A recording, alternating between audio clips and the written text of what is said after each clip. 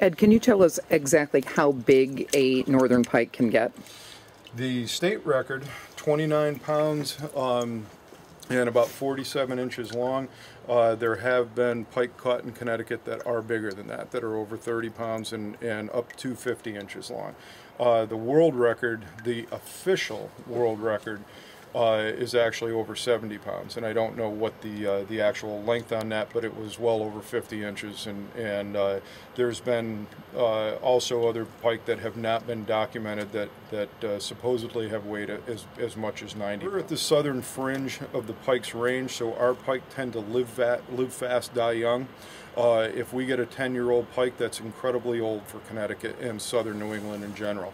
That same pike in northern climates, their growth is slower, but they will tend to live for another 5 years above and beyond what we would see in Connecticut. And I think it has a lot to do with just metabolism, and that will be governed by water temperature, and our temperatures down here just get fairly warm. 365. Now we know how old this fish is just by its size. We know that this was spawned last year, but I am going to take scales on this fish anyway, because we can, essentially it's just a proportion. So I can take the overall scale length and find the annual mark and mark that as well, and take the proportion with relative to the fish's length, and we will get a record of yearling pike and what their growth is like, and we can kind of track that through 1-year-old, 2-year-old, 3-year-old, and there's always a range for every for the sex of the fish, whether it's male or female, and also for the particular age group. There is a range. Some grow faster than others, so we want to take as many as we can so we can determine an average growth for that year class. My name's Jeff. I'm a seasonal with Litchfield Fisheries in my second year. And I'm officially off the project because I put the Maloik on the pike and they don't come whenever I go out. But whenever we take scales off the pike, we don't really want to just take scales off of everything we get, you know, because it's not really nice to the pike. So we had ones at 365 and 722. So anytime there's fish at certain lengths, we just put a little line across so we know we got one. Once you get an X, that's 2 fish, and you don't need to take pike at that measurement anymore. No more scales at that measurement, I should say.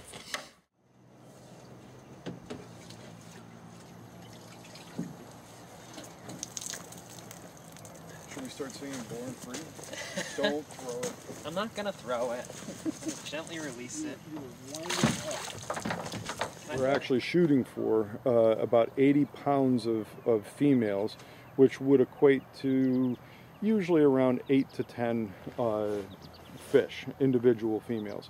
And once we get to that level, we try to stock at least 1 male for every female, but preferably 2, just so that we can keep the genetic integrity as diverse as possible.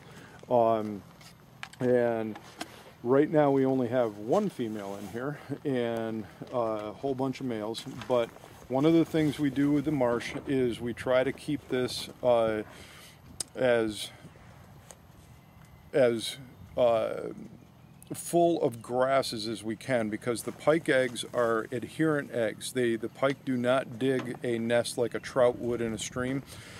Pike will broadcast a very, very sticky egg, and they're very small eggs, on the grass. And by us providing the grassy or brushy vegetation, it gives them the substrate to actually be able to spawn on. If this marsh was to freeze and you have all the biological breakdown on the bottom of the marsh, you can actually have extremely low oxygen levels.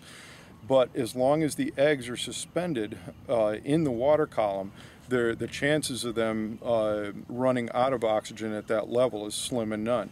And the other reason for it is the bottom of a marsh is all muddy, very, very soft mud, and if the eggs were to drop to the bottom of the marsh, they will just silt over, and once the silt gets on top of the eggs, the oxygen cannot transfer across the egg membrane and they die. When the pike hatch, it depends on temperature, water temperature, how quickly they will hatch, but typically 2 to 3 weeks.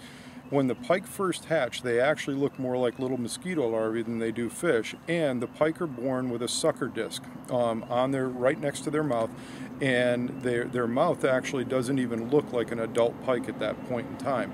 That sucker disc adheres to the grass right where they were, right where the egg hatched, and they stay there until the yolk sac is absorbed. Once that yolk sac is absorbed, they undergo an incredible physiological change within a very, very short period of time, and they lose that sucker disc. They actually have a mouth now that is formed that they look just like an adult pike, but they're only about 3/8 of an inch long, and they start feeding actively on insects in the marsh.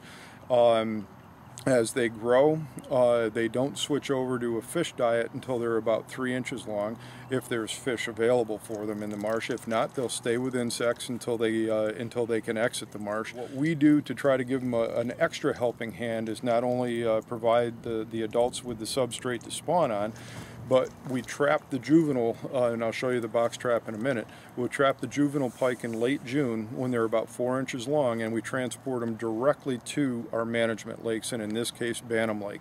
And the reason we do that is they would find their way into the Bantam system, moving downstream from both of our spawning marshes, but they have to run the gauntlet of predators: bass, pickerel, sunfish, perch.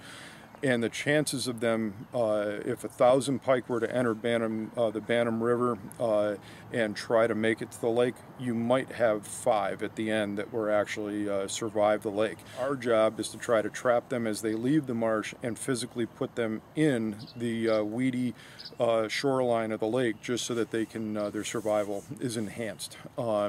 And then they're on their own. We've been able to kind of track certain year classes through time, and it looks like we run right about 1%. So if we stock 1,000 fish, we're going to get about 100 fish as a 2-year-old adult fish 2 years later. So that's pretty much, in a nutshell, the marsh. And now we'll take a look at the box trap where we trap all this. We pull this funnel up, actually. Hey Jeff, can you grab that stick? Actually, I don't even need it. So this funnel, this trap works as a big minnow trap. So we have it on this side right now on the outside chance that we have sufficient water flow coming through. A lot of times, like I mentioned earlier, the pike will find their spawning grounds by temperature. The marshes are shallow. They have a very, very dark bottom because of the mud that's there, so they warm up quicker than a larger body of water like the river or the lake. So as the pike move along the lake shoreline, they find the temperature difference with the river.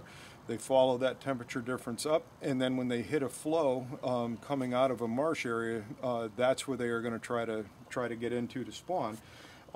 If we had flow coming through here right now, there would be some attraction for any pike downstream of this, and they would find their way in, and this works just like a big minnow trap. In June and early July, when we're taking the young pike out, all we do is reverse this, and we put the funnel on the opposite side, and we start drawing the marsh down slowly. And as we draw that marsh down, the juvenile pike are trapped in this box, and it just allows us to be able to net them, count them, mark them if we need to, with a fin clip so that we can track them through time. And that is as far as we take it. The rest is up to them.